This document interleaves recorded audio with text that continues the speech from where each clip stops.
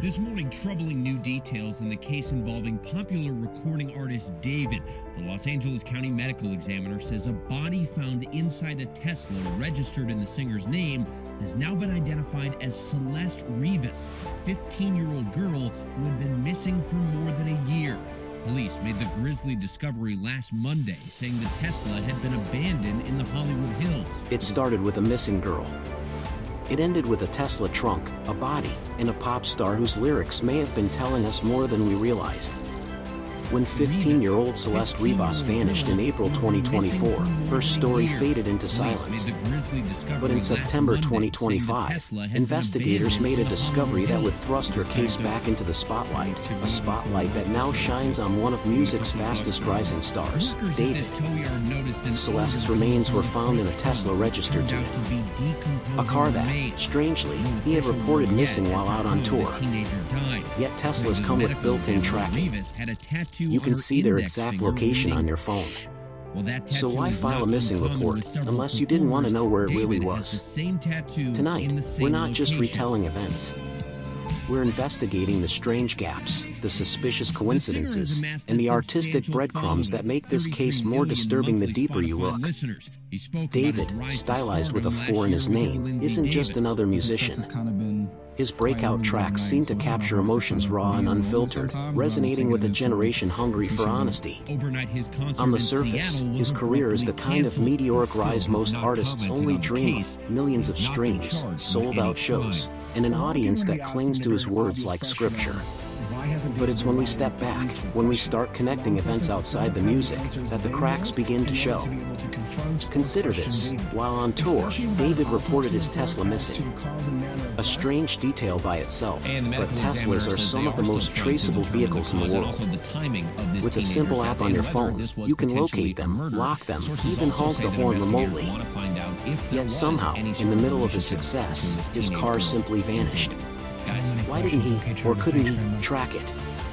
Was it really stolen, or was there something deeper at play? Now, let's put this incident into context. Around the same time, his album releases began to carry hauntingly thematic titles. Songs and EPs that, when pieced together, almost feel like chapters of a confession. Titles that speak of heartbreak, loss, betrayal, or even destruction. Fans chalked it up to artistry, to creative expression. But what if these weren't just metaphors? What if they were fragments of truth, scattered through melody, hiding in plain sight? When you map these releases against his public timeline, the tours, the missing Tesla, cryptic interview, it's kind of like the storytelling aspect of the lyrics that came before it, in a way that it builds up to the big moment where she back of my mind. Like, I didn't physically, but in the back of my mind, she. And I didn't even cry, not a single tear. An unsettling pattern begins to emerge. It's almost as if the music itself is documenting a story he's not ready to tell outright. The first cracks in the narrative. And here's where it gets even stranger. That Tesla incident, if you dig a little deeper, doesn't align with the practicalities of his life on the road. Touring musicians often rely on management teams, drivers, and assistants. So how could such an expensive, trackable asset slip through the cracks unnoticed? Unless, of course, it wasn't about the car at all. Think about it. Reporting it stolen, while conveniently being away on tour, creates distance. It establishes an alibi. But an alibi for what? The public barely asked questions. Headlines skimmed past it, focusing instead on his rising fame. But for those who were paying attention, it was the first ripple in calm waters, a hint that beneath the polished veneer, something darker could be stirring. Transition into the bigger picture. This isn't about a stolen car. It's about a timeline that doesn't make sense. It's about a rising figure in music whose personal narrative, when examined closely, begins to raise red flags. And it's about the possibility that his art might not just be art, but a coded map, pointing to truths he'd rather leave buried. We're only scratching the surface. The story didn't just end with the strange Tesla incident. As the months rolled on, fans and onlookers expected some kind of resolution, an explanation, a follow-up, a simple line in the news to tie things off. But it never came. The disappearance of the car was spoken about once, and then left in silence, almost as though it had been swallowed by time. Meanwhile, David's career kept moving forward at full speed. He toured relentlessly, performing to growing crowds, his voice and lyrics pulling more listeners into his orbit.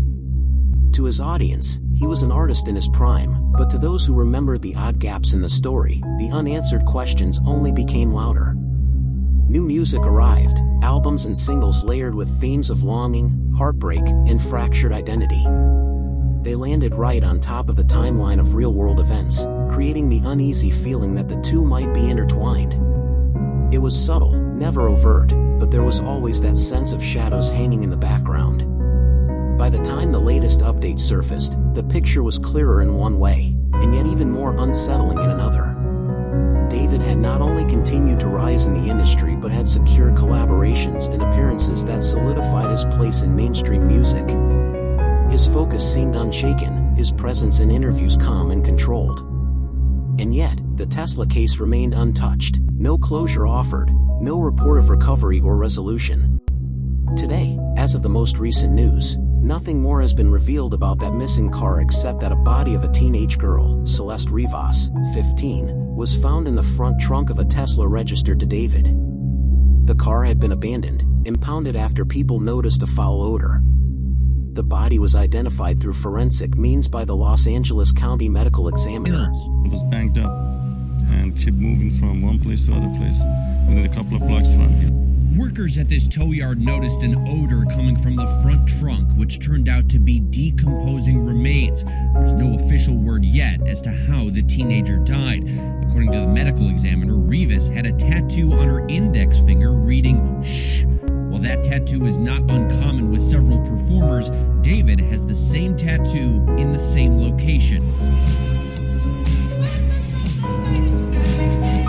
The singer has amassed a substantial following, with 33 million monthly Spotify listeners. He spoke about his rise to stardom last year with our Lindsay Davis. The success has kind of been quite literally overnight, so it's kind of hard to kind of be in the moment sometimes, but I'm just taking it in slowly, appreciating it. Overnight, his concert in Seattle was abruptly canceled. He still has not commented on the case, and he has not been charged with any crime. A lot of people are going to be asking the very obvious question of, why hasn't David been brought in at least for questioning?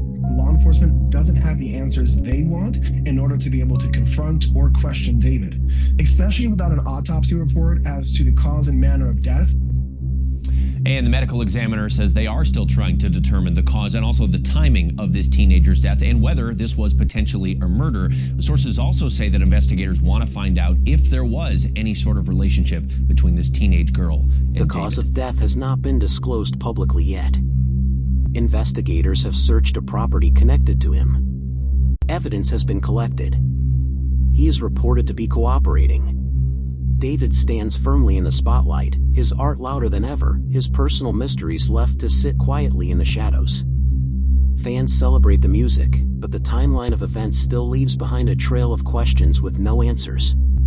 And maybe that's where it stands for now, an unfinished chapter in the story of an artist who built his name on vulnerability, but who still holds on tightly to certain truths just out of reach.